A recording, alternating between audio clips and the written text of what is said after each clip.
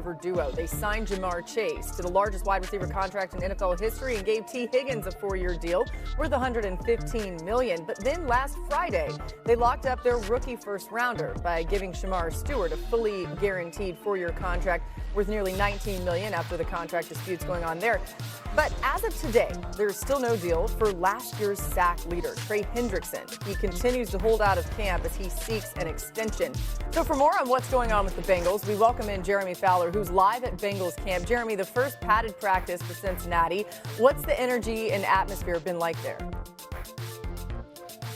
Laura, the Bengals camp is urgent and fast. That's because Cincinnati is trying to set a tone and get off to a faster start to the season. Get this stat. Bengals are 1-11 in the last 6 seasons in weeks 1 and 2. So Zach Taylor, the head coach, is hoping that his offense sets the tone early. Well, we want to control the game, get on teams earlier, put points on the board to where our defense can really tee off and build bigger leads for us. And so I think that's an area where we can always improve, is get on teams quicker. We've had games where that's good. There's been games where that's not good enough. But I think the offense needs to be able to set a tone going into every game, and the defense can play off of that. On the defensive side, Trey Hendrickson still not here, but the Bengals have been talking with Hendrickson. I'm told they made some progress in certain areas, but this remains a matter of guaranteed money, particularly later in what should be a multi-year contract extension if they can eventually reach it. But Shamar Stewart is here. He had back-to-back pass deflections in the defense and looked good. I talked to Zach Taylor, who said that he has tremendous burst and twitch. All right, we love it, Jeremy. Great details there from Bengals camp. We'll keep an eye on that Trey Hendrickson situation as we welcome you into the show. We've got Field Yates, Mina Kimes, Adam Schefter here today, and a lot to get to. Adam, I want to start with what we were just talking about with Jeremy Fowler. Trey Hendrickson still not at camp. He's waiting for that new deal. You heard Jeremy's talk there about the guaranteed money. What more can you tell us is going on there with Hendrickson? Well, that's exactly what's going on right now, Laura. Essentially, there's not much of a disagreement on the length of this contract, on what the average annual salary should be, but the two sides are having a difficult time coming to a common place where they both can agree upon the guaranteed money in that particular contract. The Bengals have wanted to offer 1 year of guaranteed money. They've upped their offer since then.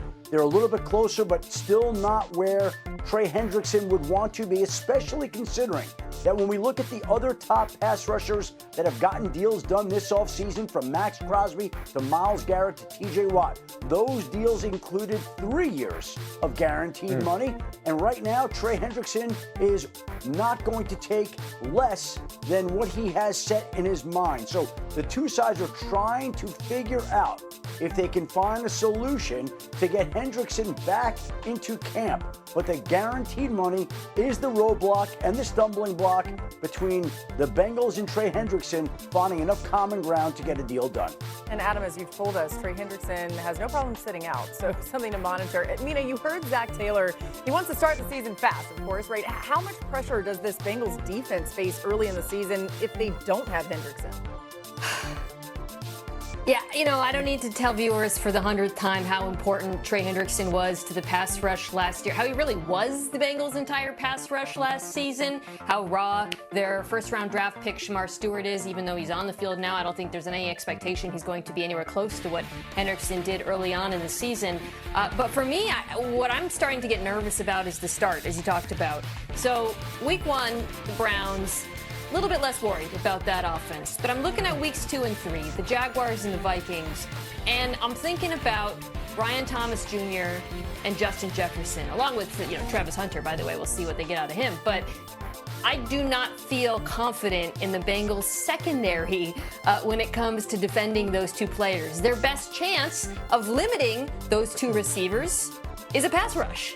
And their best chance of having a pass rush is Trey Hendrickson back on the field. So you do get nervous about that when you start looking at matchups, at the possibility of him holding out for any length of time. Yeah, Mina, let's go back to what Adam was talking about as the sticking point in this deal. It's the idea that the Bengals are less comfortable guaranteeing money for 2 seasons. So let's talk to what the downside could be if you do that in your Cincinnati.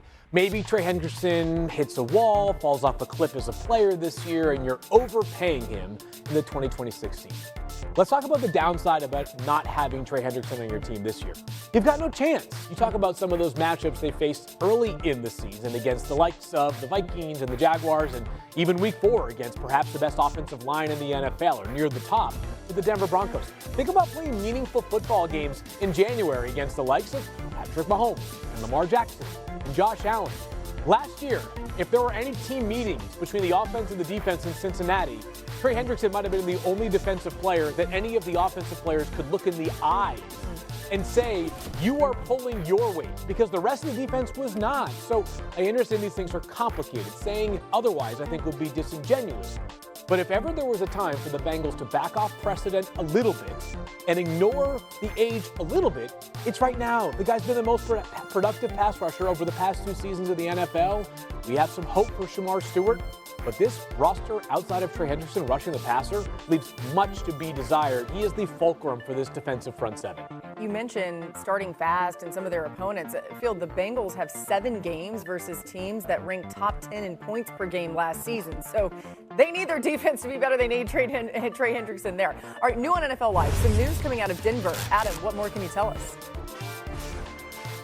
Laura, the Denver Broncos finally have a new deal for their wide receiver, Courtland Sutton. It's a 4-year, $92 million extension for a player who was enormously popular in that locker room. A couple of years ago when he got hurt in training camp, they struggled to replace him. He's become Bo Nix's most trusted target, and Denver got a deal done with him today, reaching agreement on a contract that will keep him in Denver during the prime of his career. The Broncos have looked at a number of players that they like to keep, but none was any more important right now than Courtland Sutton, and they now have him tied down to a deal that will have interesting reverberations considering some of the other wide receivers that are still looking for new deals. Okay, Adam, you teed it up perfectly, so let's go to the next thing. Speaking of one of those, let's go to Washington, where wideout Terry McLaurin still waiting on his long-term deal. He showed up to camp yesterday, you're seeing the video there, despite being put on the physically unable to perform list. So Commanders head coach Dan Quinn addressed the media